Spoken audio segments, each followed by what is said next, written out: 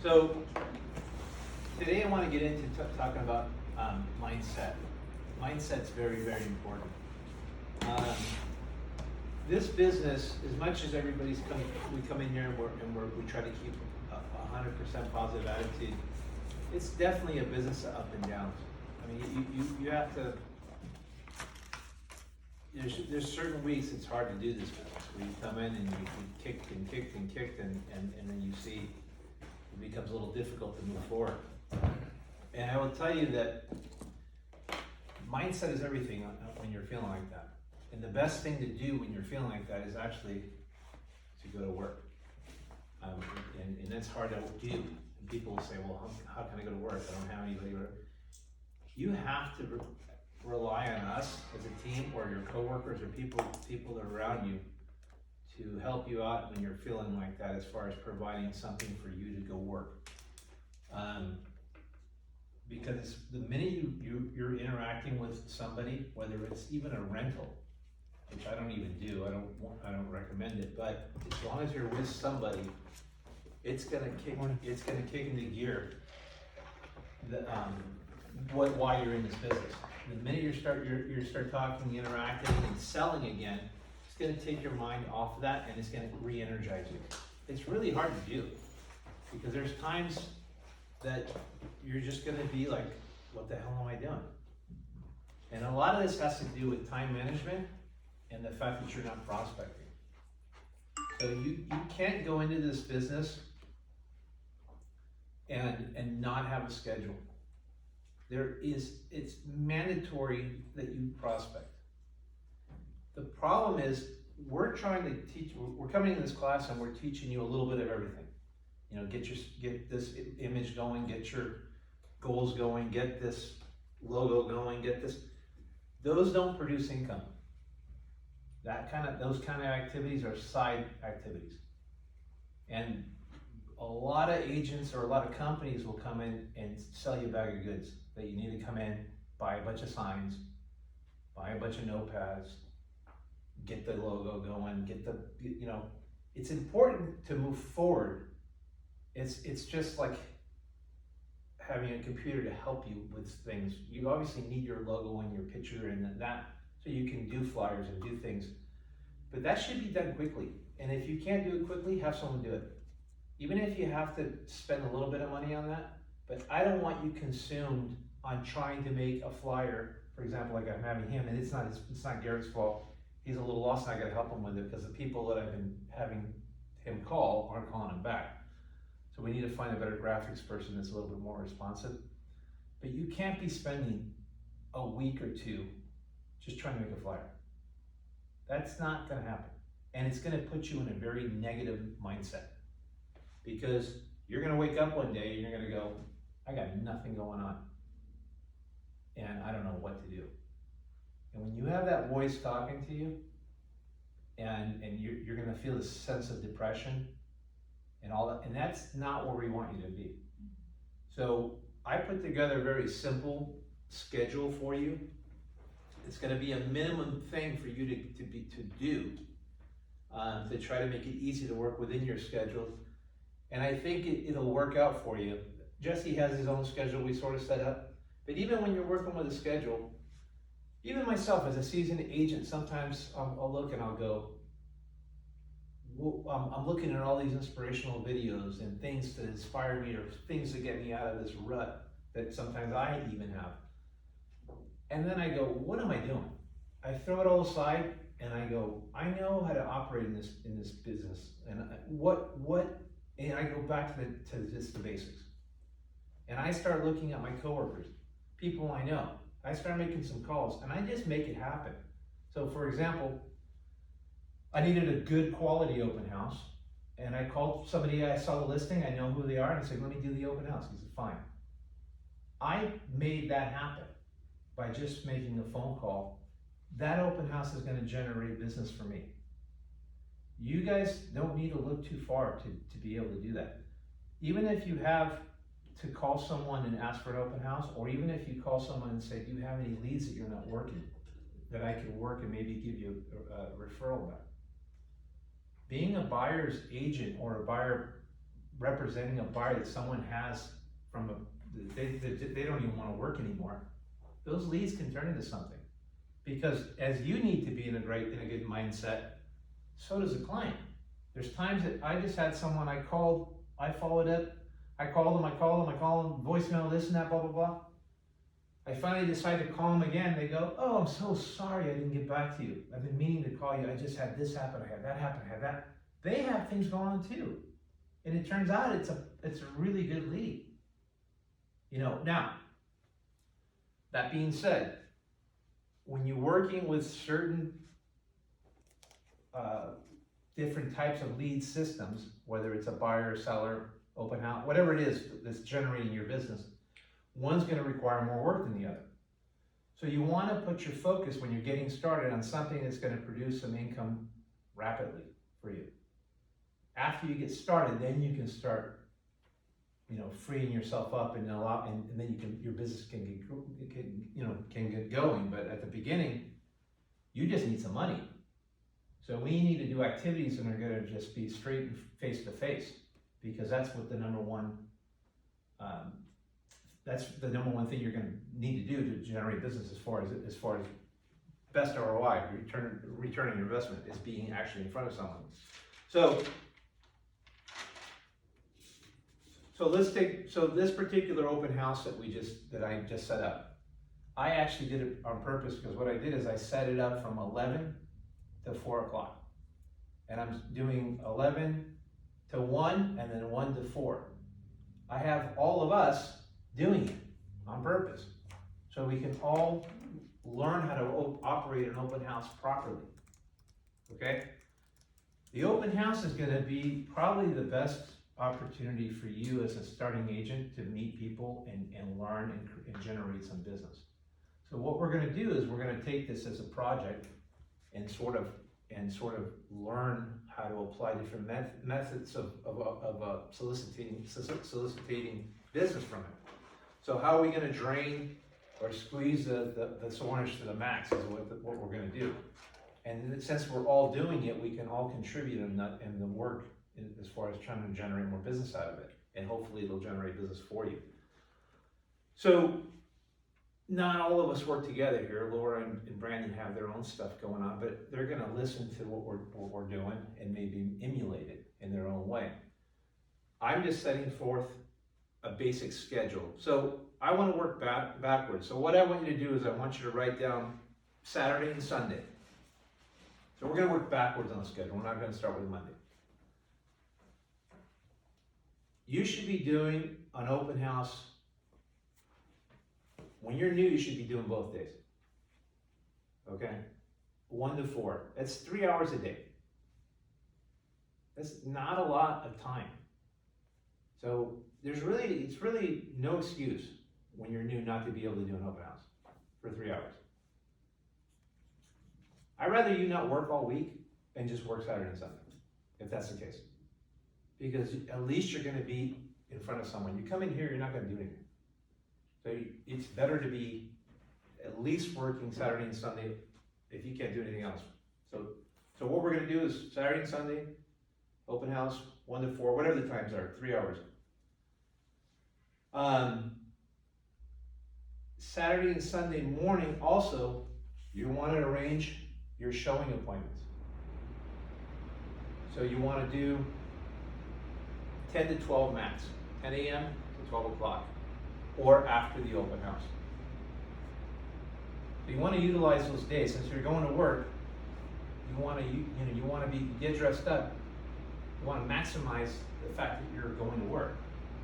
Now, if you have an activity like a soccer game or something you have to do, obviously schedule that in. We don't want you not having a life with your family, but unfortunately, you're going to have to sacrifice in this business when you're starting. Try to do the best you can to do these things. You're not always going to have showing appointments. So figure it out on how to maximize the day. The thing that's important is,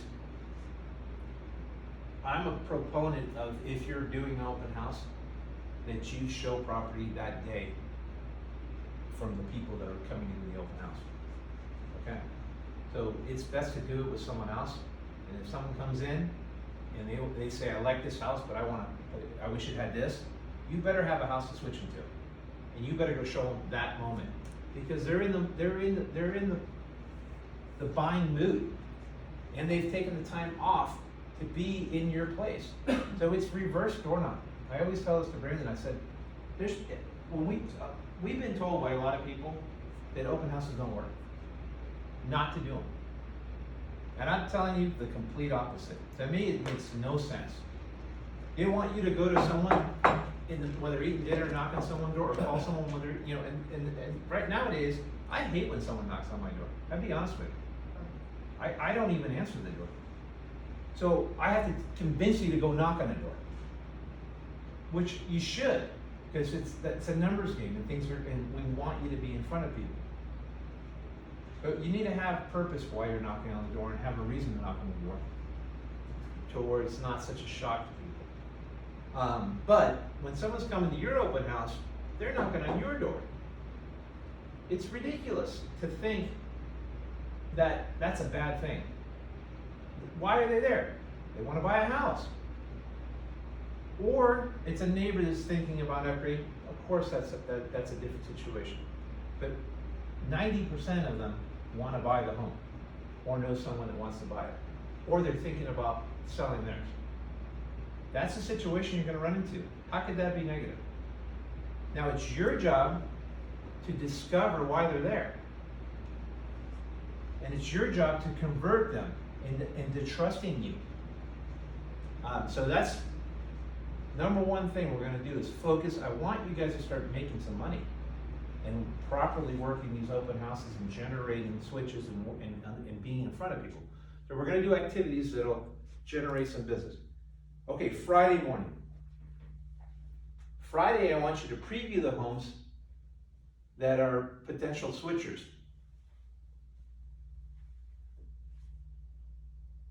And I don't mean Friday morning, I'm talking Friday just in general. So whenever it is that you can do it, go preview the homes.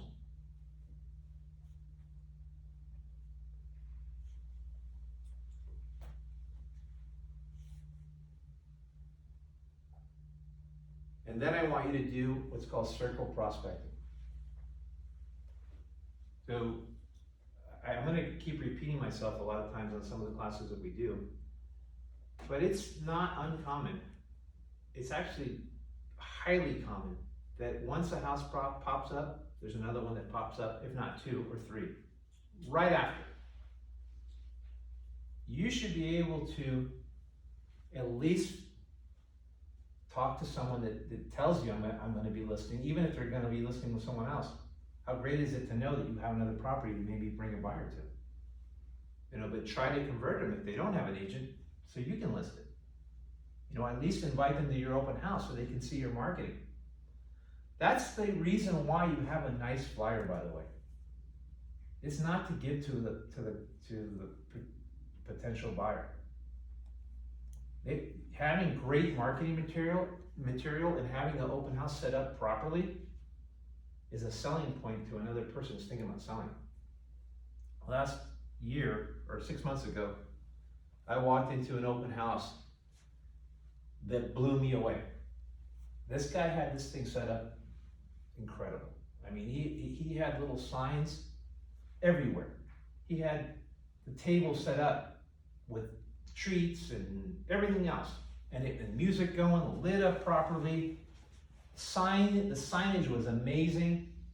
And I've been doing this a long time, and I think that I don't do any of that stuff anymore as far as like going crazy. I do some water and this and that. But this guy went above and beyond. And I'm telling you, not a week later, he had the neighbor's home listed. Because it's impressive. When someone walks in there and goes, look at the way this guy's handling this room. Look at the way he's taking pride in what he's doing. I've had multiple times that someone's taken my flyer and then asked me to list their home because of my marketing pieces. Because they're professional, they like what I'm doing, they like the way I'm marketing. A lot of people are going to judge you on the way you represent the house that you're holding. So don't take it lightly, or don't take it for granted that the person who is coming in isn't ready to buy or sell. Okay, so Friday, you're gonna do that circle prospecting, and you're gonna look at potential switches. What I also want you to do is, and we're gonna talk about it, I'm not gonna talk about it right now. Okay. But we're gonna talk about the second best way of prospecting, and that's gonna be expired listings. Okay? The number one best way of prospecting is your past clientele, SOI. Number two is gonna be expired listings. If I had to do my career over and really hone in on what would have made me way more successful, and every agent will tell you the same thing. Working your SOI better and more consistently. And then number two would be working expired listings. We're gonna get into that. But what I'm getting at is, while you're out previewing property, why not go knock on a door that's expired? You're there already. If it's within the range or area that you're going to, you want to limit the amount of times you're going out and driving around. So try to multitask the purpose that you're there for. And we're going to get into that. So Thursday, I want you to take Thursday off. You got to have a day off. Thursday seems to be the day that is a good fit to take off. Wednesday, you're going to be working expired listings and FSBOs for sale by owners. You're going to call them and you're going to door knock them on Wednesday.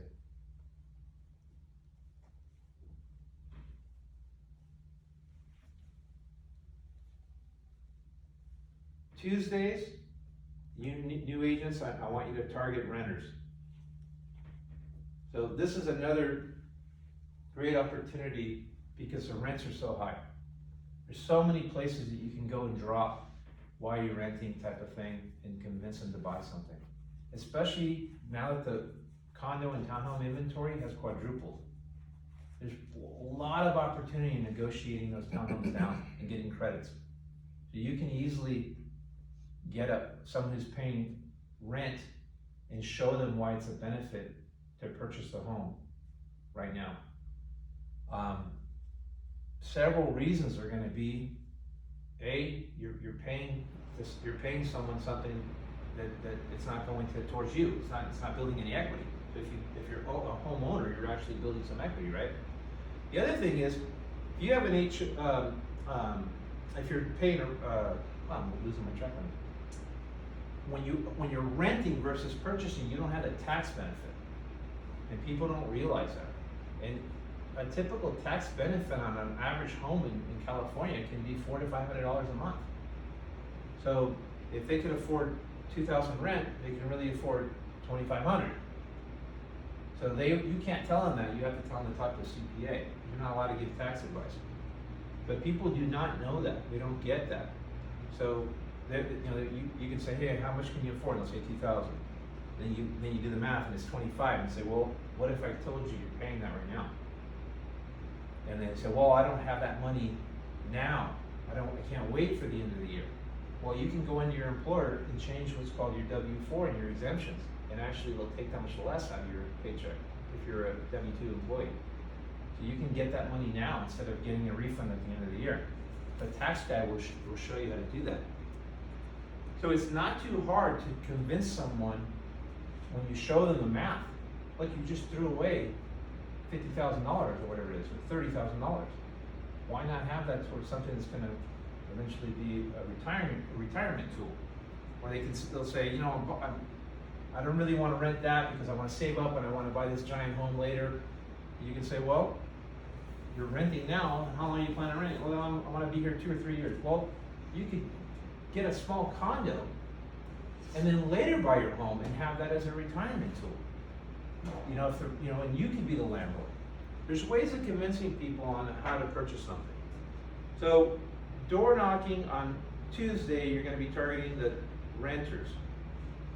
You're gonna be dropping off a buyer's letter, and I want you to do that about 1 or 2 hours. The expired listings, same thing, work an hour or two. So we're talking there's not a lot of hours here that you're putting in, all right?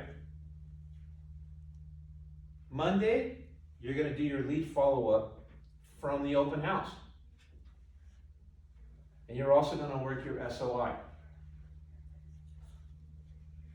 So that's a pretty simple, minimal schedule. That there's no reason why you can't be doing that. Do you guys have any questions on that as far as or do you have any concerns on your ability to do that? Anybody? Do you, Pierre? I mean, I definitely do. Okay, why? I know you work, but I mean, how could you work around that? I guess, I mean, phone calls, like door knocking, I don't see how I could fit that in on like Wednesdays. I mean, we work pretty late already, but I mean, I could always do phone calls and flyers, I guess. Yeah, and since you have another job, you could always do it Thursday. I mean, unfortunately, you're gonna have to, if you wanna be a real estate agent and have a job, you're gonna have to work. You're gonna have to work, you know, or you're not gonna generate any business. You're gonna have to prospect. Yeah. You know, a lot of people are uncomfortable door knocking or dropping, and you shouldn't be. It's a numbers game, and I'll tell you, when we get into the expired stuff, you'll realize how that works. All right, let's talk about the open house. The first thing we're going to do is we're going to invite people. So I want you to invite. We're talking about past clients, your SOI. You can do this on social media. You can invite potential buyers via text message. And then you're gonna door knock the radius. You're gonna do a door knock radius invitation. And then you're gonna notify the buyers of the open house. What's the difference between the invitation and notifying them about the open house? Like, what do you think the dialogue is gonna be like? Jesse, what do you think is gonna be different when you go and what are the two conversations that are gonna take place when you knock on that door, inviting someone to the open house? What's your thought process when you're doing that? I'm inviting them to the open house, tell them about the open house, tell them about the other home. They'll probably want to see the neighbor's house, ask what it's listed for. Generally, those are the questions they ask. Why are they asking what it's listed for? Because most of the time, I found people are curious just to see what their home is worth, because they might be contemplating some kind of move, or know somebody looking to move into the area. Right, so those should be your goals. Your goals aren't just to invite someone. You want to discover and tell them, you have to dig a little deeper if they ask you, oh, how much is it listed for? And you say, well, yeah, matter of fact, it's listed at this, the last few sales have been here. And then you ask, have you ever considered, are you thinking about moving, or whatever your spiel's gonna be. But you won't need to generate that conversation. Make it natural and just have a regular conversation.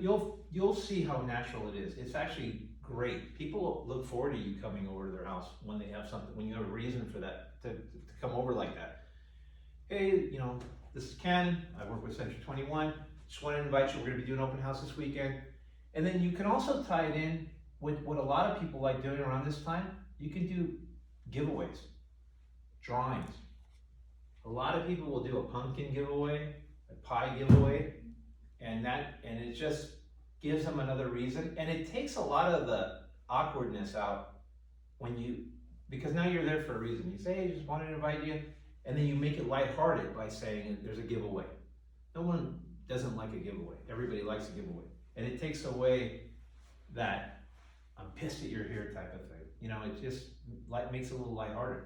So if you say, hey, you have an opportunity, we're going to be giving away this giant pumpkin, or we're going to be doing a pie giveaway, and then they'll come in, and you can actually have them, when they fill it out, you have a reason to call them, and you have their information. So it's twofold. It works pretty well.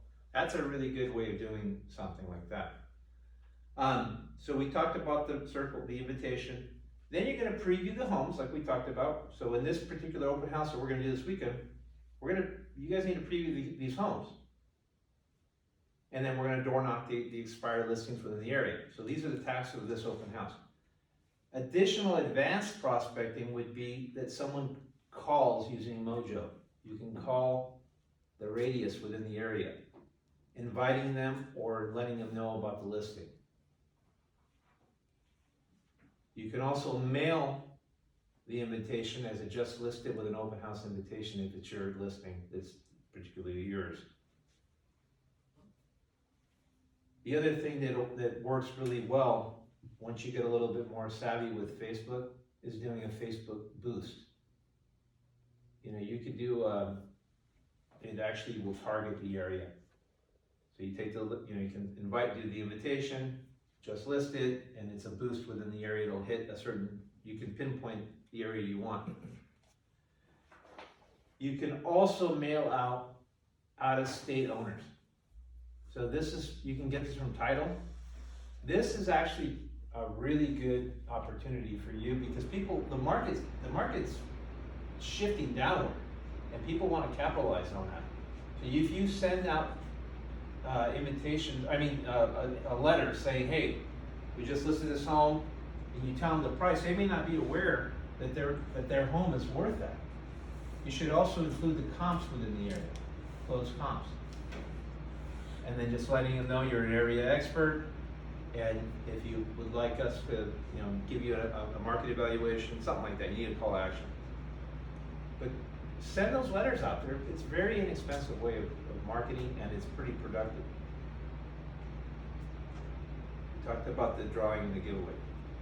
Now, the next thing on this particular thing, open house that we want to talk about, and it seems ridiculous I'm going to talk about it, but I'm in shock how many people have issues with putting up signs.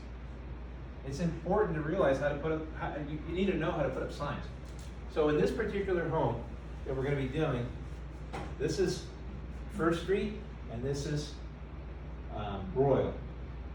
The house is going to be somewhere like over here. And then this is going to be, this is Sinaloa.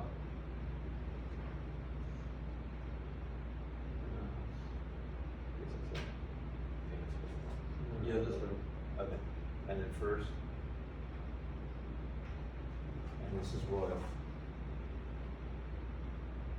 Okay. This is going to be West and East. And this is South and North. Okay. So the house is over here somewhere. You guys have to, on this particular corner, there needs to be 4 signs put up. This is where all the traffic's at, okay? But here's the thing. The traffic's coming this way. This sign needs to be here before that so they can have time to turn because they're coming at a high speed. So don't make the mistake of putting it here. A lot of times there's a post there, they can't see it. So you want to put the sign here, maybe 5-6 feet before the turn. Okay? I know this sounds ridiculous, but it's really important. The other traffic's going this way. You need to do the same thing here. 5 or 6 feet this way, and this one's 5 or 6 this way. Here, you can put it on the corner, and here you can put it on the corner, it doesn't matter. So you have flags, everything's here. As you're coming up the street, this is a long street. There's going to be other streets in here. You want to put a sign here saying go that way, another sign here, go that way. But you want the person that's coming up this street to be able to see the sign as well.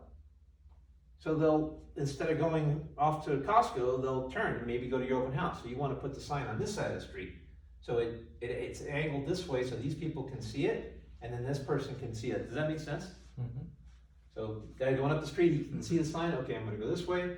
This guy coming this way, it's angled, goes that way. Then you're going to have 2 here, because this is the main. You want the same thing, 4 or 5 feet that way, 4 or 5 feet this way.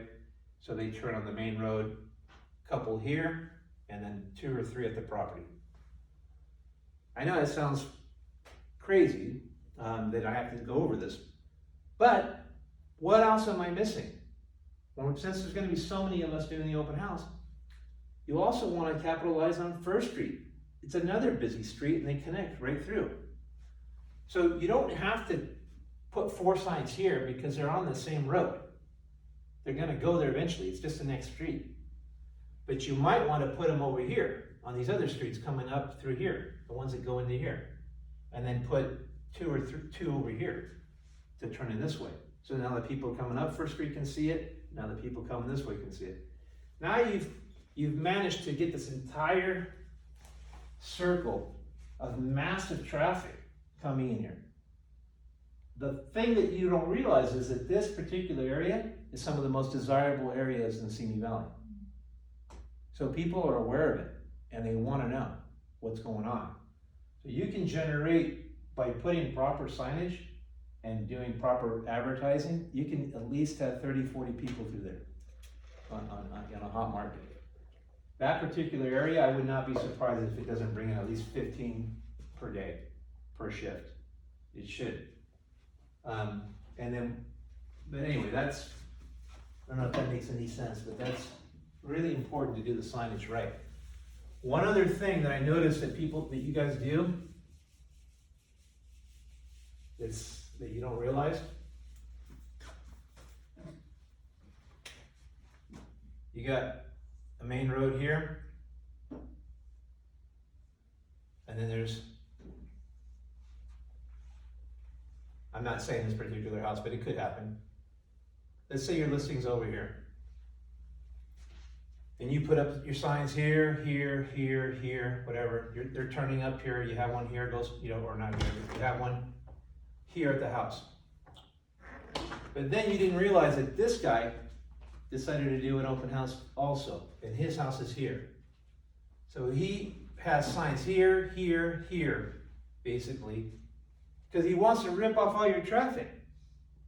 So you're coming in here, the people, you've done all this work, you have all these signs everywhere, they come in here, and then he says, turn, turn, turn, turn, and you're over here.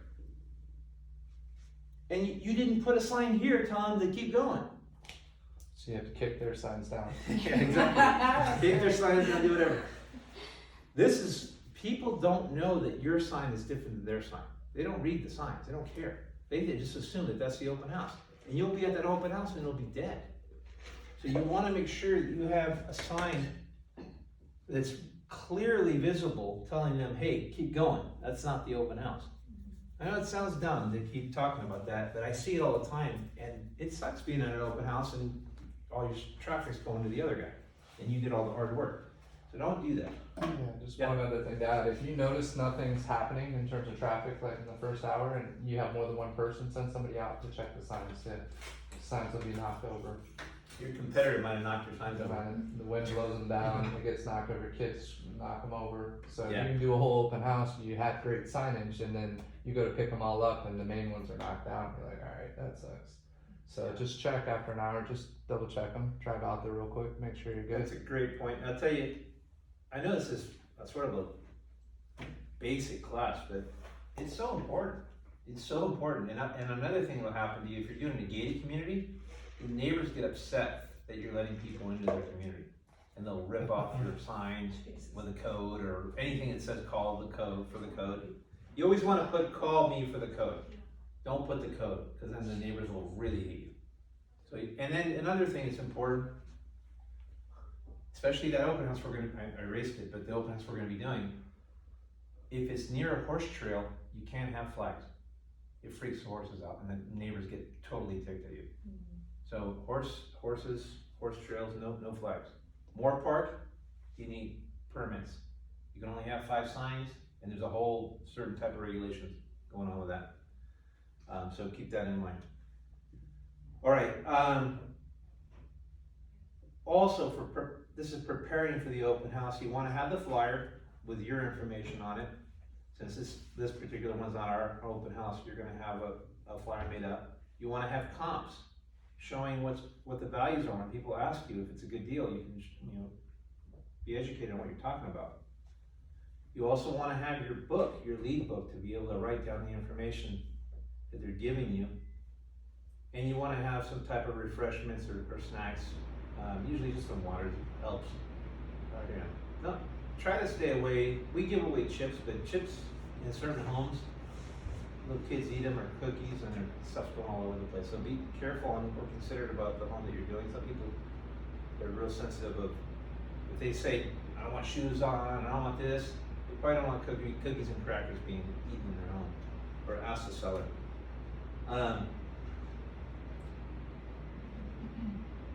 Another tip is you can ask a lender to do the open house with you. You know, your biggest hurdle right now is gonna be the interest rates and buyers feeling that they can't afford it. So if you can have another advocate that can actually give you raw numbers on the spot, it's really gonna help your pitch. And lenders right now are dying on the vine, so believe me, they have time. All their refinance business is gone, and they're looking to establish a relationship with a good agent. So I guarantee you call a handful of people will wanna do it. You have to work symbiotically with these people now. They also can help you contribute and do some of the work as far as flyers and things like that, and advertising. There's a certain amount, they're allowed to contribute 50% to your advertising as long as they have 50% representation on the piece. There's legalities behind it. You also have to remember when you're doing these pieces that they have disclaimers on it. And Brandon can share with you later what the disclaimers are. But co-branding with a lender is a fantastic thing to do. It can take somebody, especially you guys that are starting, you don't have a lot of income, and both of you it helps both of you. Having a lender there will definitely be a plus if we can get a lender to work and work that with you.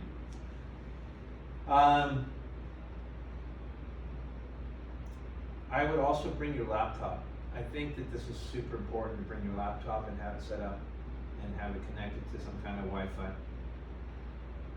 There's going to be times you're going to be talking about the house that you switched, or even an iPad, and you're going to be talking about it, but if you can visually show them it as well, it's going to be more impactful. And then get them more excited you want to set the appointment and actually show them that home. If you can actually say, hey, here it is, would you like to go see it? They're going to say yes, because they're there. And it's going to be a home within their radius. So why wouldn't they want that? If they say, I love this home, but I wish it had a pool. Well, I have a home with a pool. Would you like to go see it? Yeah, I would. Why wouldn't they? So take them to go see it. And again, the ultimate goal is what? What's the ultimate goal of the home? Sell them a house, so they Sell them a home, set the appointment. I mean, that's your goal. All right, let's get into the expired listing. You guys have any other questions on the open house stuff? Yeah. Do you have anything to add, Brandon, on that stuff? I mean, you hit most of it. There was one that I wanted to say just in terms of medians, making sure I'm the medians. Don't put the open house signs, those will get picked up. So I used to do those early on. You know what I'm talking about, the medians right in the middle there? Don't put a sign there for that. Yeah, you cannot do that, it's not legal. Yeah, and then also just make sure that when you do, I mean, the whole point of everything is to prospect, to meet people, to discover and engage with them. And I know you were sharing with me just in terms of your last listing. You had a listing, you were working an open house, you parked further down the street, and you met your future listing that you have now, right? Mm-hmm. Doing that. So when you're dropping open house signs off, use it. I know Russ talks about it in his training, but walk up to that house, door knock it, and ask them for permission. You're gonna get some no's, that's okay. But at least get in the habit of doing that. Most people should appreciate it. Most people are gonna say, okay, yeah, go ahead and do it. But you're already just showing, now you're meeting another person. Now you have an excuse to talk to them. You're not just randomly door knocking it, you're actually asking them permission. And then if you can get into a conversation with them about the house, hey, we'll come check it out when you get a chance, it can turn into something else. So just remember, all of this is an opportunity. You have a reason now to talk to them. So any excuse you have, like asking for permission, it's the polite thing to do, as well as it gives you an opportunity. I mean, that could be the lead better than anything that even comes into your open house. So just use it all as that opportunity. Do you guys know what he means by asking for permission? So, permission to put the sign up on their corner. Right. Some people don't want that sign in front of their house. So that's important. Another thing that he made me think about is synthetic grass. Don't be putting signs in someone's synthetic grass, because you'll destroy it. There's things underneath it, it's not meant to be poked. You're ruining a very expensive thing. So do not put signs on or put a hole in anybody's synthetic grass, and be careful of sprinklers. You see a sprinkler head, they don't put it right there. You can break a sprinkler head. Funny thing about that, I was knocking on the person's door all the time getting permission to put my sign in the corner. And apparently an agent just put a sign there, and it was one of the big thick ones that go on the ground. They broke someone's sprinkler and then just Yeah, left. that's what I'm saying. And they It were sounds pissed. ridiculous, but They really appreciated me knocking for that reason. yeah, and that's what Brandon's talking about. And it gives you a reason to have a conversation, and they're gonna look at you in a different light. The fact that you had the courtesy to ask permission, because it's their domain. People are real weird about certain things. Some people don't even let someone park in front of their public property. It's public, they don't want that car in front. I used to have a neighbor that would turn the sprinklers on every time someone would park in front. He hated someone. Or he'd park his car, both of his cars, jam them in. Ex-CIA guy was a net job.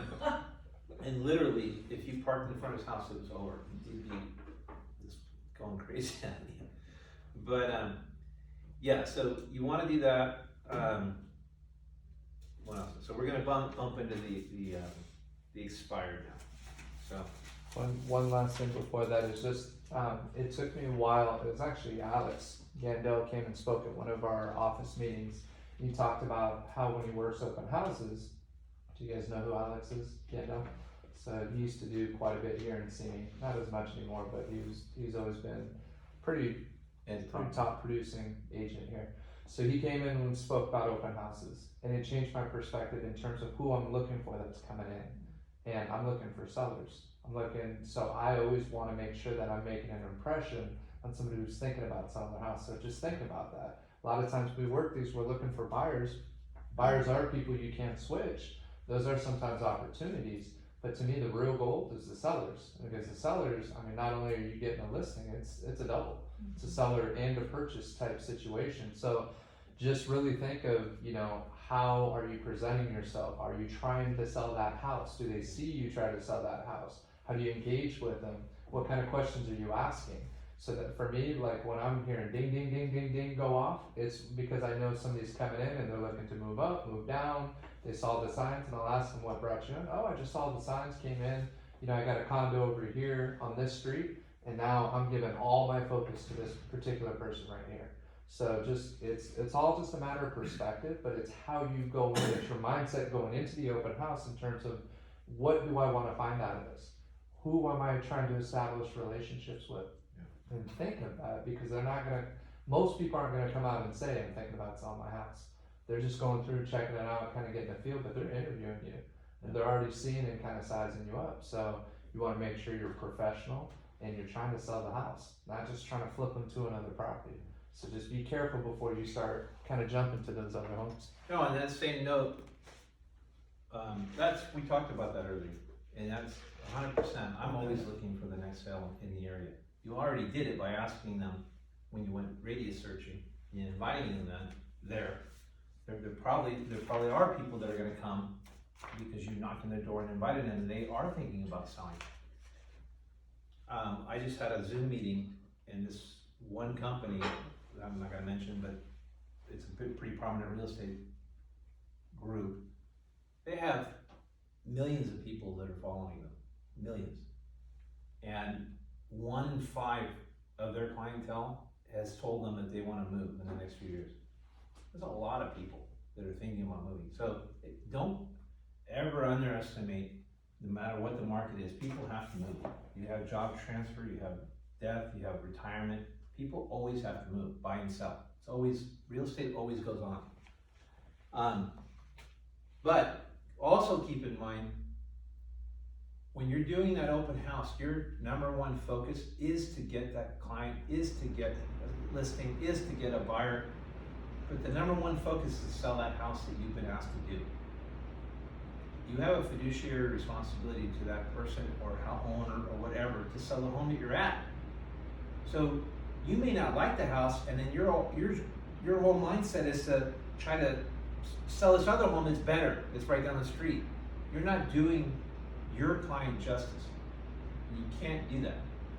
You never know if you're being set up by them sending in a neighbor that's friends with them or a relative that's testing you on what, and if you go in there, forget this house, go buy this house. It's better. You're done. And if you're a prospective seller, you're not gonna like that agent because he's not selling that house properly. So be careful. It's a full interview at all times. You know, don't joke around with things that are inappropriate. Don't assume that you know who's in front of you. Okay? So it's important on operating that open house like a professional. All right. One of the biggest low-hanging fruits, you know, when I mean low-hanging fruit, I'm talking about easy ability to get something, instant money. One of them was the open house, but another one is an expired listing. It's probably one of the most profitable, easiest ways to, it's not easy, none of it's easy. But it's, if you had to like play odds, it's probably your best time invested in trying, as far as return. Because the home was already listed and it didn't sell. That's why it's expired. So their intent was already there. If you can convince someone that you can sell it, or even if you have a buyer, or even if you think that they did a poor marketing job and you can convince them that you're going to do a better job, it's a pretty easy sell to get something that's already been listed because they want to sell. Not all the time, but you know, people do want to sell. So it's the second most conversion rate as far as, you know, your SOI. Then there's expired listings. It's up there. The other thing that's really good about this, it's a very low cost way of doing something. It doesn't cost much to go after expires. As your mentor, and Brandon and I, we both are sensitive of your guys' budget. And we know you don't have a lot of money coming in this stuff, so we don't want you going doing activities that a lot of people think are important, like all these sending these bitching cards to all these neighbors. It doesn't work unless you're consistent. So we want your time and efforts to be focused on things that are going to make you some income. Okay.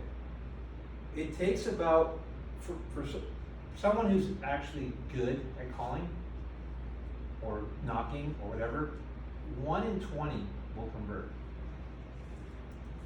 This is someone who's gotten a flow of it already, not your first time out.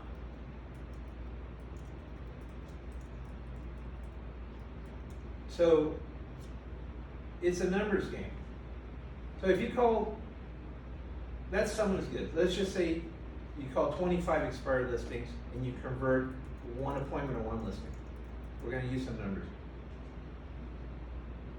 And you work 5 days a week just calling 25 expires. Okay? If you set, what I write here? So you work 5 days a week, and you would have to do 20 appointments a month. You do 20 appointments a month, that's 240 homes a year. That's 240 appointments a year. If you were able to do even that. Now, if you were to convert 60% of that, not even all that, that's still 144. Okay? And out of the 144, if you appointments converted, let's say 75% of them, you were able to convert only 75% of that. It would be 108 sales a year. So, believe me, when you get started, it's not that conversion rate, isn't there? It's gonna take you, the problem is that people do it and they go 1 week, 2 week, 3 week, 4 week with not one appointment. What happens is the following week, as you get better, you'll get 1 or 2 or 3. And then the math is there. It's always an average of, 1 in 25, 1 in 20. For someone who's practiced the script, knows what to say, and actually is a little sharp on what they're doing. But guys, I'll tell you, even if you're not good at it, it's better than not trying. You get a pretty good chance of converting someone. Now the thing is, you get one person, you're gonna. It's way easier to try to go for that than working a buyer lead. I'll tell you that right now. And we're reversed on that. We think that working a buyer lead is easier, and it isn't, because you got to work. You have to meet with them, the consultation. You got to show them, get them qualified. You got to take them out. You convert a listing lead. It's 1 or 2 appointments, and you have a listing. The other thing is that it's going to promote more business. So we're going to get into that. So. Can I have a quick question? Yep. About obtaining the expired, listings. I know that a title company had got me a list of expires, but then I went on the MLS and saw that they actually they had relisted and then it closed, so should we be looking on the MLS to look at the history to make sure that that house is? Yeah. Okay. So we'll go over that. So when you pull up the properties and you're looking at expireds, it's gonna give you a date. And it's gonna say like up to 6 months or a year, whatever it is. Then when you pull up the property, you need to hit history, and it'll tell you what actually happened. So if it's really an expired, it'll say that it expired. If not, it'll say closed, and you can look at it and call. But you wanna expand that time frame so you get more. Even if it was a year or 2 years ago, it's still a potential lead that maybe still wants to sell. And it gives you a reason to go do something that's a little bit more targeted. You can also go to different cities. You don't need to be pigeoned in just Simi. You can do Moore Park, Thousand Oaks, Newbury Park. Anything within a 25-mile radius should be doable.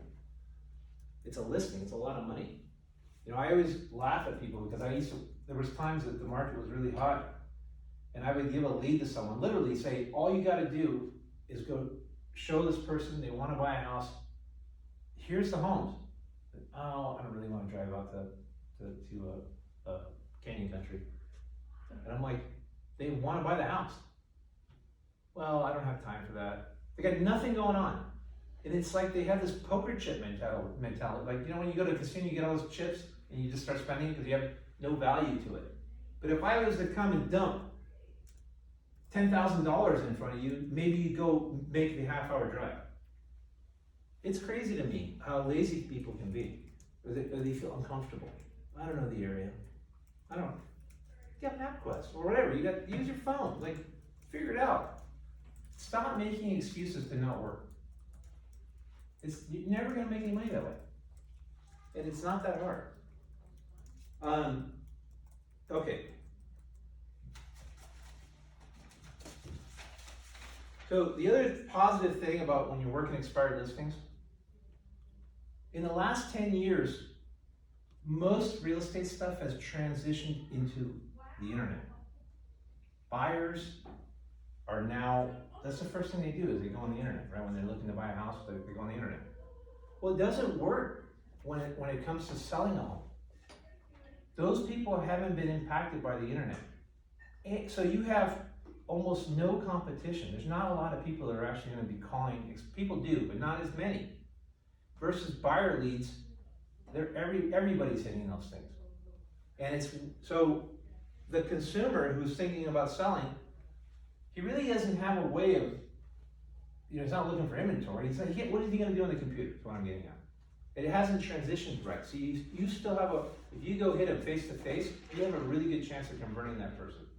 Because this internet hasn't replaced us yet in that area. So that works pretty well. Also a lower competition. The person who's gonna hustle is gonna make the money. And that's where you guys need to step up.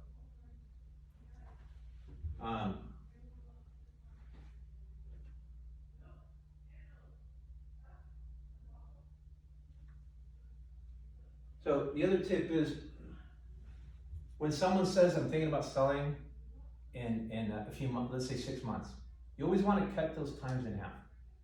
When you call, because they're really gonna be, 3 months. If they say a year, it's 6 months. If they say 2 years, it's usually a year. For some reason, that's usually the way. If someone says, call me in a week, call them in 3 or 4 days. They say, call me next month, call them in 2 weeks. They don't know the difference, they don't know when you last talked to them. But you don't wanna let it go. Because if they're even thinking about it, you don't wanna see that listing pop up and feel that you didn't call them. So don't do that.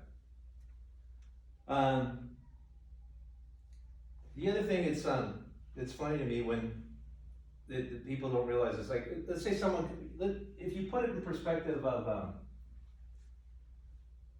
like you're shopping, right? And you go into a store, what do you usually say to a salesperson when he says, is there anything I can help you with when you're shopping? What would you say, Juan?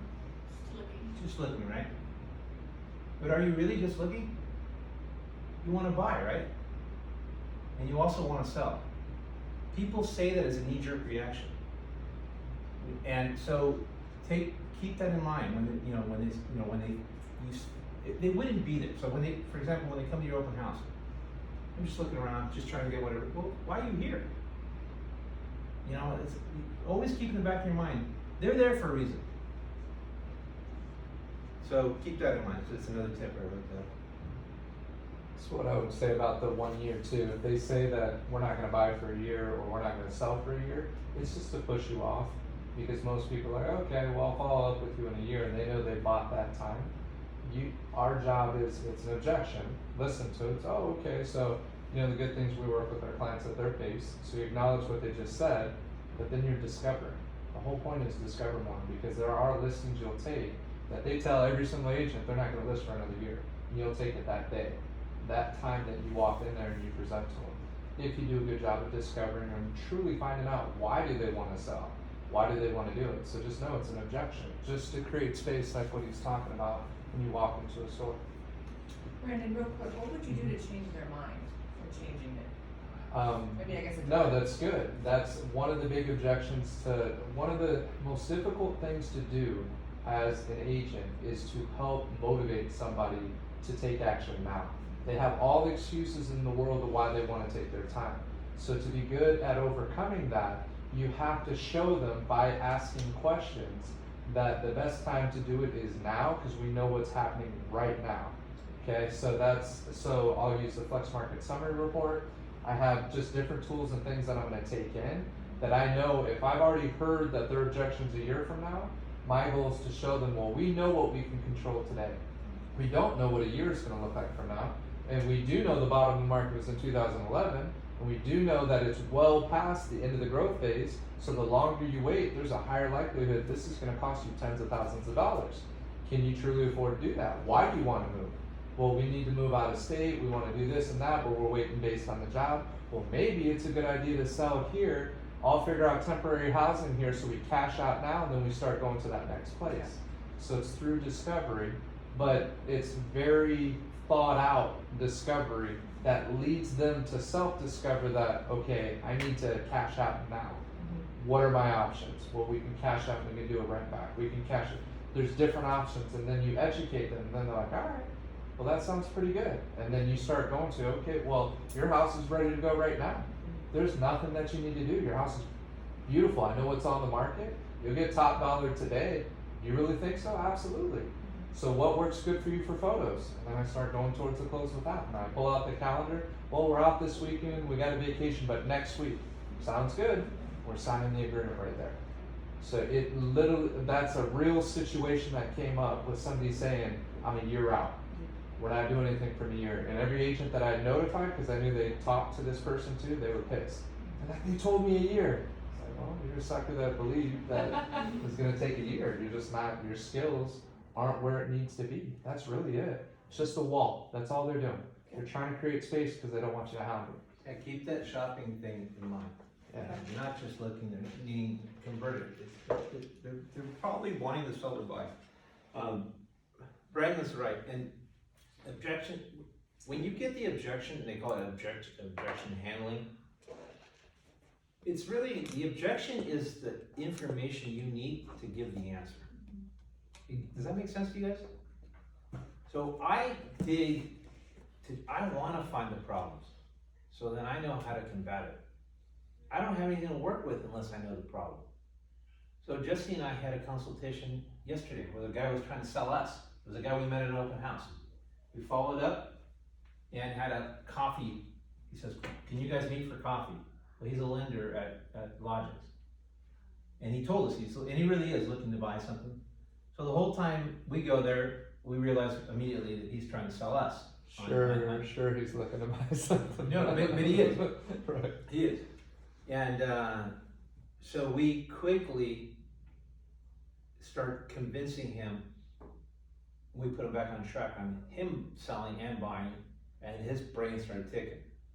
But, right, I mean, we had to go through and discover what the issues were. And he started talking about his HOA having issues, talking about this. And it just gives you, he's convincing himself as he's sharing it with you. And you're gonna just go with that. You're gonna take that and tell him and give him reasons why he needs to act now. So you wanna discover the issues, not because you wanna take on the objection. You wanna know what to come back with to sell, to close. You can't close without knowing what the problem is. So that's why discovery is so important. And everything you're doing, and we keep talking about, is always based on discovery. Because you can't assume you know what someone's thinking. You gotta ask the questions to figure out what their reservations are, what the goals are. Same thing when we talked about the listing appointment. We asked all those questions, they gave you the fuel, or they give you the information to come back and present the listing appointment, so it's an easy sale to close. Same thing with the buyer. Figure out what they're, I want to, but my kids go here, or, they have another year in school. Well, problem is the interest rates are going up. Whatever, you have to, in a snap, be able to give the opposite opinion. What do you guys think? Because I'm thinking about this as Ken's talking. What do you think Ken's strengths are in terms of as an agent?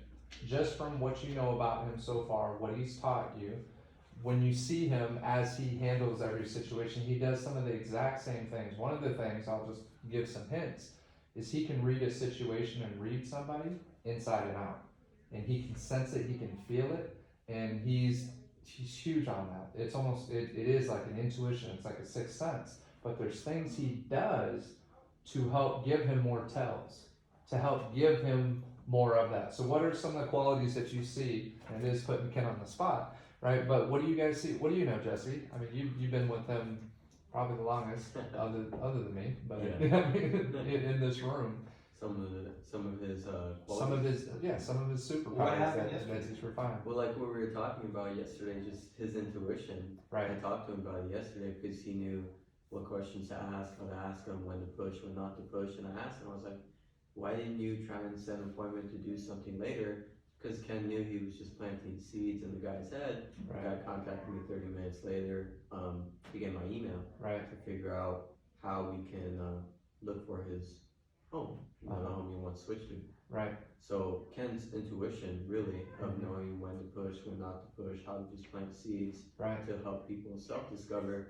And since Ken was talking about the situation again, having been there and hearing the questions Ken was asking, yeah, he perfectly just helped the guy self-discover, and he was talking to us about the HOA. It's going up to $515 a month, and that's going to be a stigma if he's trying to sell it, because it's at $335 right now, or in the 300s. Right. So he said, this is really going to prevent me from selling. I need to move sooner rather than later, so I don't have the stigma on my home. And now he realized that just because of the questions Ken was asking. Yeah. You answered most of it. Any other things that you guys see? And the reason why I say that is because when you can recognize what it is that's being taught, but truly understand how Ken has been able to be successful in his business, then you can also for yourself pull on some of those qualities and try to refine. And if you're not there yet, how do I get there? What do I need to do? Because I can tell in this room, you all have that ability. Whether you're doing it all the time, aware or not, you have that ability. So how do we sharpen that? How do we get stronger with that? How do we get to where we cut off that procrastination? Cause that's what we see they're doing, is just making excuses and they just don't wanna commit. Or they just don't know any better, or they're just unsure of what's gonna happen. There's so many different reasons, but any other qualities that you see, other than what Jesse talked about? His discovery is amazing. Discovery. Listening Mhm. to everything, and I agree with Jesse. His intuition is amazingly good, scary good. Right, He knew our escrow was gonna fall apart before he did. right? Yeah. Yeah. And I didn't even see it. He Right. did. Right away, yeah. She goes, they're so excited, they love this song, He I go, goes- they don't, they go, it's done. Yeah. She was the He goes- complete opposite He goes, reason. right, he The just same burst your people. bubble. He goes, Oh, yeah.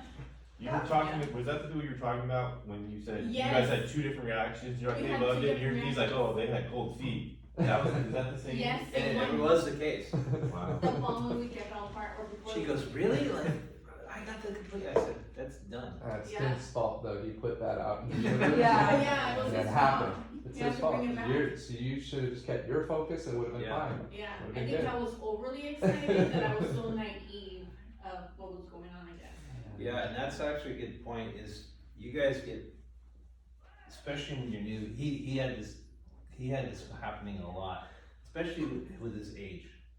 And it's not a knock on him, it's just a lack of being around people and understanding how they're communicating with you.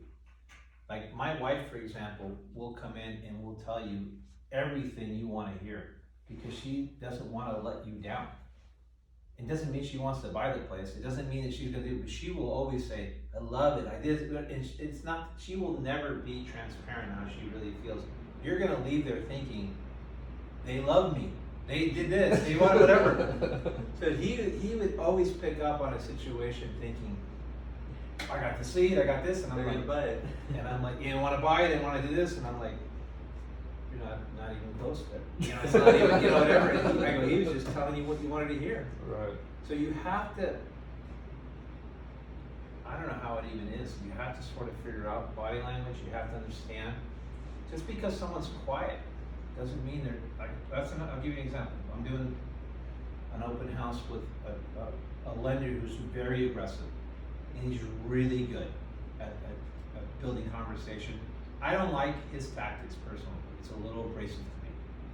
We're on two different pages, but in a controlled environment where I can control him a little bit and get him off his ego, he does it really well. People like, he's a good icebreaker, he creates conversation, he's a converter. He's a great closer. So somebody comes in and, excuse me, it's Juan's fault, she didn't cook. They come in and they're just totally quiet. And here, a guy who's, hey, blah, blah, blah, blah, you know, and the other guy's just sitting there like this, they don't go well. When someone's an extrovert, that's a total abrasive type guy, and another person comes in who's like a cowboy and looking at you like, listen, city slicker, you know, that ain't gonna work with me, you know, like just, and they're just looking dead in the eye with no reaction.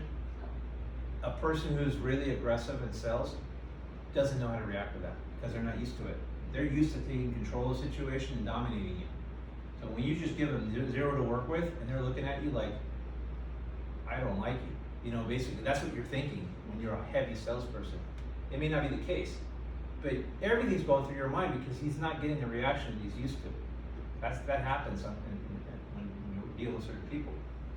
So he says to me, you need to work with these people. You know, they don't, you know, as giving the signals and whatever. I start talking to them and showing, they're not saying a word. Start asking some questions, a few answers come out. See a smile, see a little, making a little headway, start figuring out.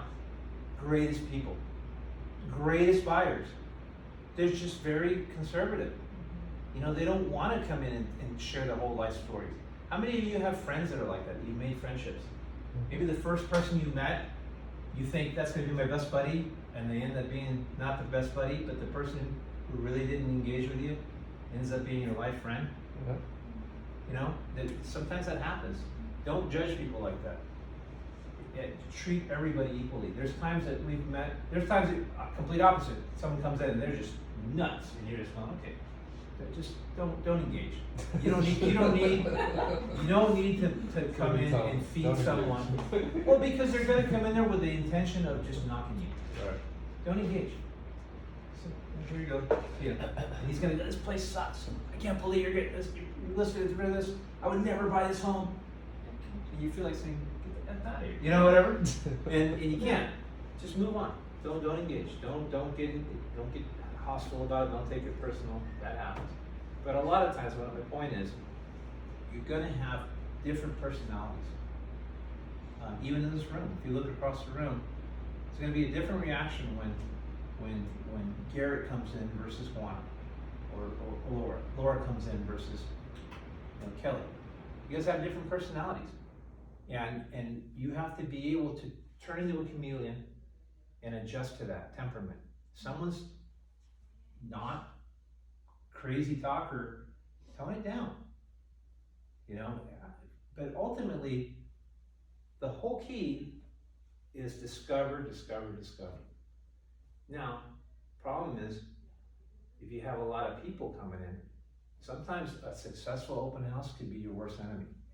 Because you don't have time to talk to anybody. And you just, it's like you're in a laundry machine. It's like if you ever get caught in a wave where you're just almost drowning, and you're like, I don't know where up and down is. That's the way you feel. And you leave there going, I don't even know what I did. That's another important thing too. So, key point, this is really important, you guys.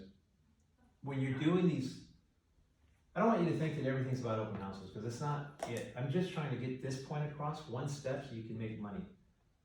But when you do get someone that comes in, you need to make detailed notes that moment.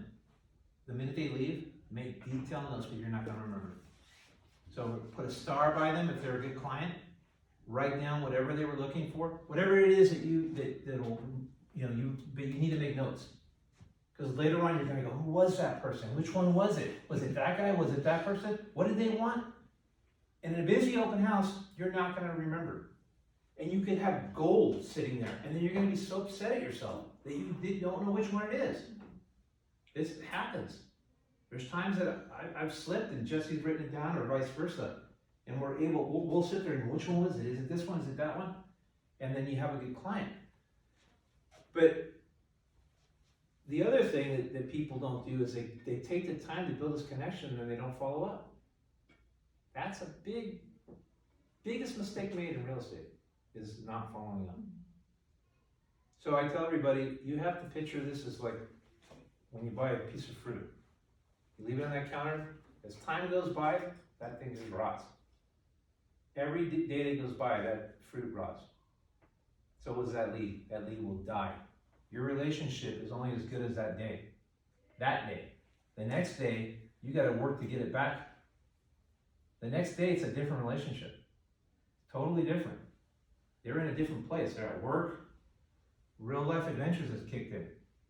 So, while they're there, and you've got this great rapport going, set the appointment.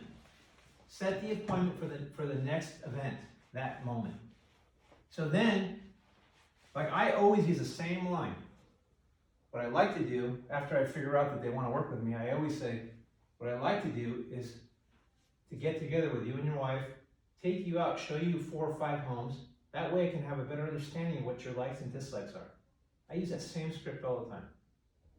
It's non-threatening. It's a good game plan. I'm going to show you 4 or 5 homes, and what I want you to do is just say, hey, Ken, I like this, I don't like that. And they're going to go, and then I follow it up with that, and I go, the reason is, you may be telling me this, and then we look at it, it's complete opposite. But if we go out, when we look at these homes, you can just tell me, I like this, I don't like that, and then we narrow down your search. That way, when something comes up, I'll be able to show you that home, or if something comes up, I can call you right away. That script works all the time. They always will say, okay, Juana's witnessed it, Jesse's witnessed it, I set the appointment that day. Now it's different, because when you follow up, you already have an appointment that you're following up. You're not just calling and saying, hey, thanks for coming to the open house. You're calling to say, hey, I'm just calling to confirm, I set up 4 or 5 homes, this is what we're gonna be viewing. Let's meet at 10 o'clock at the office. They're already thinking appointment to just look at homes. And it's not so committed. You know, you're not making them buy that moment. You're just looking at homes. People love to shop. So when you're taking them shopping, they're on board 100%. You have to make sure the wife and the husband are together, or partner, or whatever it is. You need to be together. Don't separate the appointments. You're wasting your time. And a lot of times, the people will do that, and because they want to go to the appointment, but the other one says, you know, I'm busy with this and that. Reschedule, whatever works. Say, look, it's best that both of you are there. If you can't, you can't. But I'm telling you, your percentage goes down dramatically on closing by not having both of them there. Both people need to be there. The day before the appointment, again, reminder, you want to call them and you want to share with them to confirm the appointment. When you tell them, hey, just want to let you know, I spent the whole week looking at these properties for you. I think you're going to like a few of these, and at least we'll have a better understanding of what your likes and dislikes are based on, because I managed to put together a good mix of homes. Two things are going to happen. They're already thinking of flaking because life goes on. People are busy. So when you share with them that you already did all this work, they're more likely to come to the appointment. So that's really important. Second thing is when you actually make the appointment, they're preparing themselves to really meet with you. It shows that you're acting like a professional, and they're going to do that. You have a really good success rate doing that. So I would say I never seem to have a problem with them showing up. I can tell you literally, my cancellation rate is 1%. It's really low. And a lot of that has to do with the ability to build that connection and build that comfort with someone right away. You know, Brandon has that likability about him. It's really easy for him. Juana has that likability about her. You have a natural gift that someone's gonna feel real comfortable with you. You actually had me beat on that, just so you know. You can easily make someone feel comfortable with meeting you, and you're non-threatening. You gotta play on that and use that. That's your biggest strength, is the fact that you look trustworthy. That's gonna really take you far. I'm not saying the rest of you don't. I just experienced it with them, so I know. And I've worked with Brandon and Jesse. All of you guys have that. Any questions on any of this? I just want to make sure everybody understands, really, Ken's hitting on so much concrete, important parts right now in terms of the process. And I think sometimes our job gets unclear, or we just really don't understand the importance of going through these steps that he's talking about. You have to have a buying conversion process, meaning when you meet somebody from cold to getting to the point where they actually want to commit to you as an agent, write offers with you, you have to have a process. And the way he's working his system in terms of what he's developed, it's taught me how to modify my own process and do that. But I'm set on converting. And when I engage with somebody, so there's two examples that I think of. One, it's on the recruiting side, and I don't like to share it because I feel like I get like walls up when I talk about recruiting, but it's the same thing. It's the same process as what you're doing in terms of as you're looking for a buyer, okay? So the example really quick is somebody through baseball, it's a mother who works in real estate. She's, we're creating trust, everything's good. She shoots me a message when I announced a new agent came in. So I'm engaging with her on that, and I just said, thanks. And she's like, yeah, of course. And then I made a mistake of trying to convert it already, like, all right, let's meet for coffee or lunch, right? On the message. When she's acknowledging something else, I should have did that by phone. And she didn't respond to that. And then I was like, you know what? Ken's even got a great training for new agents, right? And this is, I'm showing you where I'm making the mistake. No response. So I knew it's like, all right, I need to call her up. And that's what should have happened, is I should have just made that phone call to set that face-to-face meeting, because I already knew we were at a good place. There's a certain level of trust. I should set up this meeting, and I could have either did it last night, or I was planning to make that follow-up call today. So as I'm driving here, I make the call. And she's totally cool about it.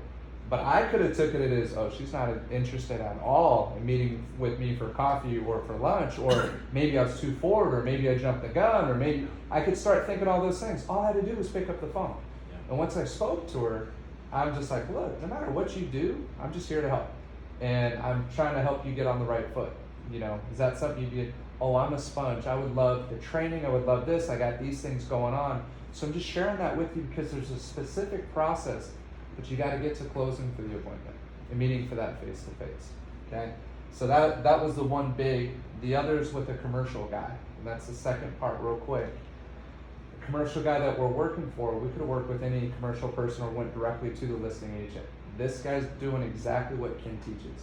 So when he sets up the showings, he makes it very clear and almost guilt trips you onto saying, oh, I spent 2 hours calling these people, setting these appointments up, doing these things. And then his printout had every single property mapped out, had the details, all the information, just like that package that we put together. It's gonna lead to a big commission check on this guy. I'm just gonna put it that way. By what he did early on to establish himself differently than every other agent out there. He did it and convinced everybody in Utah and everywhere else that this is the guy that we're gonna go with. And we signed a buyer representation agreement with him, you know, as it went far enough in the process. The whole point is that works exactly the same with us with buyers. And you can develop that process, but there's specific things, and that's what I'm hoping as you took notes down, you understand how important it is. Set the appointment, know when to follow up, make sure you engage at that right time, then set up that pre-qual, which is the day before. So you're confirming, you're validating, hey, I spent all week setting these showings up, just want to make sure you and so-and-so are good to be there. So yeah, we're good to be there. Say, okay, I got a few other questions before, just curious, and then do your discovery questions before you get together. So you develop that process, you're gonna see a lot of results come together. Does that make sense? Yeah, I just wanted to you guys like, great, all right, we heard it the first time. From Kim, but I just want to emphasize it because it's literally, you'll see me draw it out on the board, and it's the second you understand mastering setting an appointment, that's a huge skill set. Then it's understanding mastering the follow-up. You master the follow-up, you're all going to be very good in this business. You're going to do plenty of business because you know how to follow up and you know how important it is while that connection is strong to keep that connection growing. Because if you let it go and the next time I meet that person a week from now, it'll be good. It's not going to be as good as it was last night, right? Or, you know, the next day when you had that positive interaction. So just remember, you got to keep it close in. And it actually starts shutting off. They taught us in prospecting school. If you set an appointment more than 48 hours later, your probabilities go down dramatically. So when you set your appointment, do it within the next 2 days. The excuses start coming up, life happens, and then there's a high cancellation. And don't do it by text. Don't say, oh, are you good to go? And Amiable will say, nope. They didn't even have to explain to you on the phone. They're just like, no, sorry, this came up. And they're going to shoot it down. So that's what I'm talking about in terms of mastering that. So just wanted to make sure I emphasize those points. Yeah, they're all great points, and I'll tell you, when you get more advanced, and I actually just told this to Jesse, I don't know if he knows where I'm gonna go with this, but yesterday we were having this conversation on this. When you have an event, a lot of time, when you start building your business, you're gonna have an event or a mix or something, could be a class, could be whatever it is, that you will invite people to come to. Barbecue, anything. Don't make the mistake of becoming a salesperson to your people that you already built you took time to build a relationship to make them friends. Don't now all of a sudden become a salesperson. So what I mean by that, they come, you invite them to this event. Send them an invitation, it's gonna be great, we're gonna have hot dogs, blah, blah, blah, and they come, they show up. You don't wanna go at that moment, put them in a corner and start saying, you think about selling your house? It doesn't, it's so not cool. Have you ever been to someone that's taking, or have you ever heard of someone taking you to an event and they're trying to sell you candles or something, whatever, something. Your friendship with them or respect for them is now zero. That you'll never go again. So you do not ask for business there unless they ask you. Do not bring it up. Let them have a good time. It's not even talked about. In many of the appointments, like he was tripping out yesterday that I wasn't setting this thing. We're having coffee. I've gone to major events when I was doing the director of marketing for Brian and it was I actually doing a similar job that Brandon does now. I was asked to go to this big luncheon with these big investors with a coworker. And she was sharp, this girl. And she puts together this entire PowerPoint on this iPad. And I get to this place and they're ordering drinks and we're just shooting the shit, basically. That's the way it's going. It's the way I do business. I'm talking, we're getting along. The whole time, she's trying to pass this iPad. Look at this, and these people are like, what are you giving me here? Like, I'm already sold. I don't need this presentation. You know, don't go to your flip book when you're having a conversation with someone. You're disrespecting what you built. The biggest mistake is we think we need to put together this presentation when they already like you. You wouldn't be there if they didn't like you. Make it normal. So you come to the barbecue, they're there, you're leaving them alone. You call them up and say, hey, thank you. Thank you for coming to the event. Really, it was nice to see you there. By the way, is there a time that you and I can get together and maybe talk about business over coffee or something like that? See, it's different. It's different. You thank them, they loved it, they had a good time, they're gonna say, yeah, no problem, buddy, yeah, whatever. That's when you do it. So don't always just try to sell. It doesn't work. So look, when you take an expired listing, I want you to write down the bonuses that you're gonna get out of that. If you get and start converting expired listings, you get to add that business to your SOI. So now your business is growing. You guys got 0 right now, maybe 1 or 2.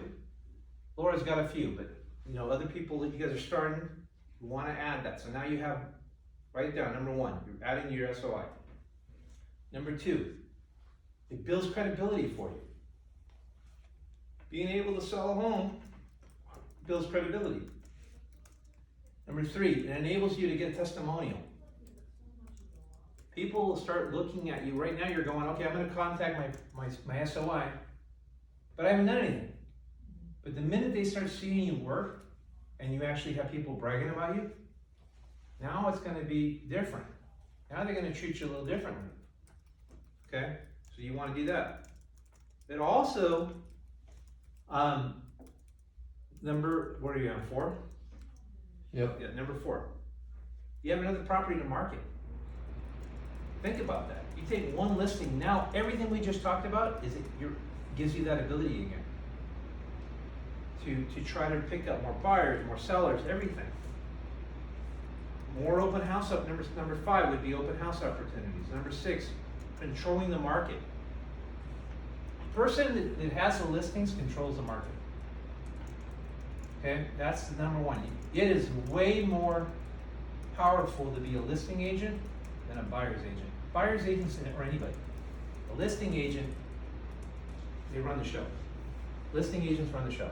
They control the whole town. Powerful listing agents control the town. They control everything. Okay? You can't get in there without, it's your home. You know when to sell it, when to market it, you know, and you control the price and you control the environment. Listing agents control the market. Gives you the ability to farm. Number 7. Number 8, provides proof that you can sell a home that hasn't sold. Again, credibility. Because maybe it's the same thing there. But I wanted to reiterate it because it goes, once the neighbor starts talking to their friends, or the person that the expired, I should say, starts telling their friends that this other agent couldn't sell it, you took it and sold it right away, they're going to recommend you. Because it's giving you credibility again. And notoriety. Same type of thing as credibility, gives you notoriety within the area. So if you start showing that you're a proven agent and able to do things, it'll give you some notoriety. That's about it on that. Do you have anything else you want to share? I wanted to go over what time is it right now? Should we take a time to It's go? about 30 minutes left. Okay. Yeah, I gotta check my phone too. There was one other point that I wanted to mention as we were talking about the qualities with Ken. I think a big piece is his confidence, his conviction. It's the way he speaks and that certainty. So as you're speaking, you want to make sure that you're speaking and using those type of definite words.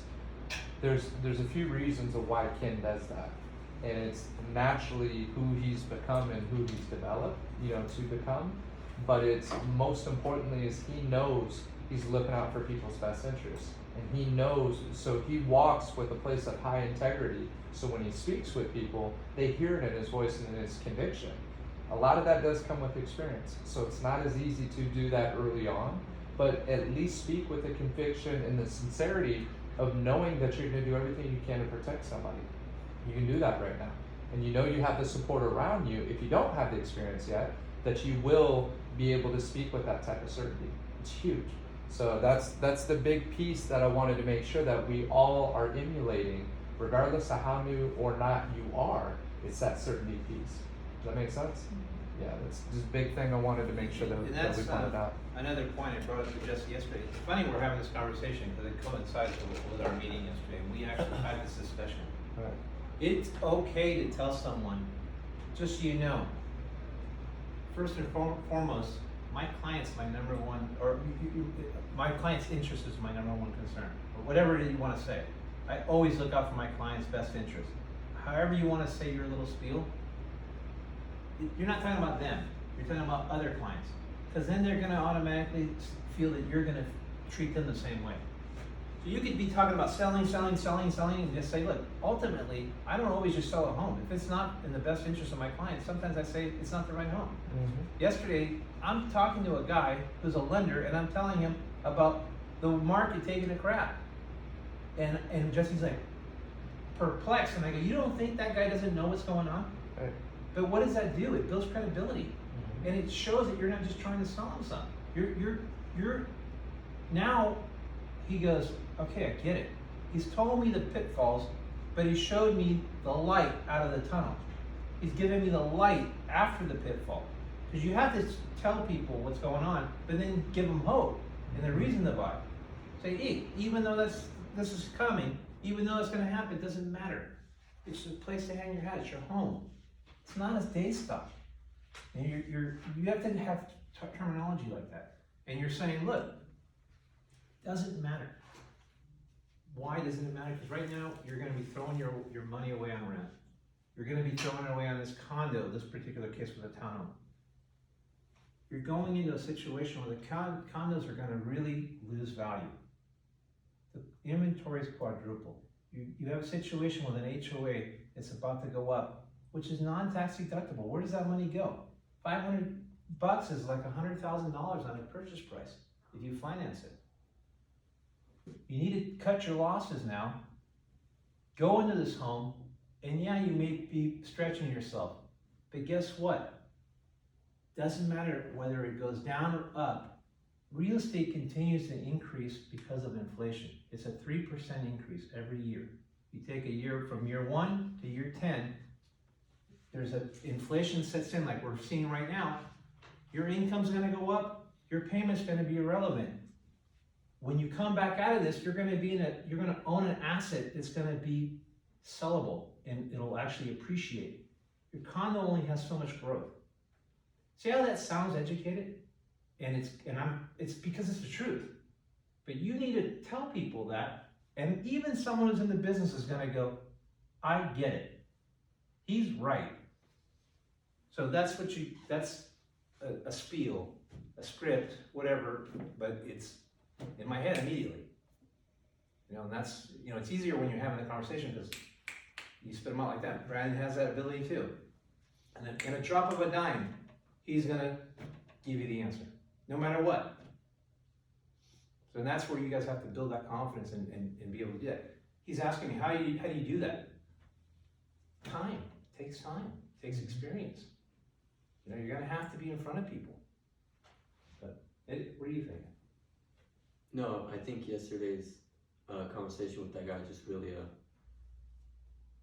gave me clarity on lots of things, like what we're talking about now. It's interesting, but what Ken was painting that picture for that guy, and Ken finished talking about how the market's going to go down in a couple of years and property values won't be the same. the guy said, "Oh, you're painting a very bleak picture." He said, "Well, I'm going to tell you the truth." And then he said, "Because my client's best interest is what's most important to me." And then you could tell the guy was put back by that, and he probably respected Ken a lot more for that reason. Not put back. Put But- back means he doesn't like it. Well, You it made an appreciate it. impact on him, really. Well, it's interesting because we were at that breakfast. Remember when you were critiquing me on what I said on the phone? What Yeah. did I say? You said the market's gonna go down, but I forgot, it was some kind of, but it was, I don't remember exactly. Right, but that's what he called it. Is I wouldn't have said that, and then he says it 2 days later. No, but it was That- different. It was different No, the but way I'm you just, used it. but it's the same. There's the same reason of Yeah. why I shared that with him. It's because if you're just saying, "Oh yeah, oh buy now, market's great," what kind of trust is developed there? Yeah. You sound like every other person out there right now that's trying to push somebody into something. You have to make very clear that's not how you work. That's not how you operate. That's not your ultimate goal. Your ultimate goal is to set people up for success. And if you don't do it the right way, that's not the way we do business. Other people do things differently. We don't need to talk about that, but there's a specific thing that happens when you share the truth, even though it's not in favor of what it is that they want to accomplish. And they'll say that, like, "Wow, that doesn't get me that excited." Well, that's the point. I'm not trying to get you excited. I want to make sure that you're doing this for the right reasons. Why do you want to buy a home? Why do you want to own a home? Why do you want to make a move? And we keep digging deeper, but it's exactly what he said. And I've had many agents tell me, "Why do you teach, when you teach at home buyer classes, how do you teach people to get out of the contract?" It's for the same reason. And the same girl I was having that conversation with, she's going to buy with us. And she says there's nobody else that she would buy with. She's like, "I completely trust you and I know that you're going to look out for our best interest." That's why you say those things. So even as you're showing property, point out cracks, point out electric lines, point those things out so they see you're just getting to know them. They want to know that you're going to see things that they don't even naturally see, and that you're looking out for them. I use that all the time, and Jesse can attest to that. When we went showing property, these people go, "What did you used to do? How do you know so much?" Like they will share with you, like, I've never experienced that with someone else. The more you are informing people, it could be the dumbest things, but as you're engaging them and having conversations with them, it's building trust and credibility, and they won't want to work with anyone else because no one delivers that kind of stuff. The professionalism that you're putting out and education. If you're going to go talk to a financial person about your finances and you let's say you're all the money you have and you want to invest it, you want that guy to tell you the pros and cons, the pitfalls, the scariness, and whatever, and be, if he's just telling you, "Oh, don't worry about it, it's going to be great," you're going to be like, "Wait a minute," contractor, you're building a house. If the guy says, "Look, it's going to cost this, you're going to have that, you're going to do this, it's going to take time, it's going to wait, blah blah blah blah," you know what you're getting yourself into, and at least you're informed, and you're going to have a trust with that guy. So it's the same thing in any business. You want to work with people that are educating you, that are showing you proven success rate, track record, and building credibility, and asking and listening to you. You want to so people want to listen. They want someone that's listening to them. It's important. But anyway, let's finish it. Yeah, that's good. Good.